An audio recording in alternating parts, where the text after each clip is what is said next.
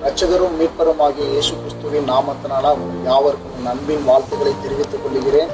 வாழ்க்கையில சில நெருக்கங்கள் வரும் பொழுது, சில பிரச்சனைகள் வரும் பொழுது நமக்கு என்ன பண்ணணும் ஏது பண்ணணும்னு தெரியாம நிறைய பேர்கிட்ட ஓடுறோம், எங்கெல்லாமோ போறோம், எங்கெல்லாமோ முயற்சி பண்றோம். சில மனிதர்களை தேடி போறோம், சில அதிகாரிகளை தேடி போறோம். சில டைம் நமக்கு என்ன தேவையோ அதுக்கு ஏத்த மாதிரி அதுக்கு ஒரு விடை கிடைக்கணும். இதுக்கு பதில் எங்கிருந்து கிடைக்கும்? கர்த்தருடைய வசனம் இப்படியாக சொல்லுகிறது. சங்கீதம் 81:7, நெருக்கத்திலே நீ கூப்பிட்டாய், நான் உன்னை தப்புவித்தேன்.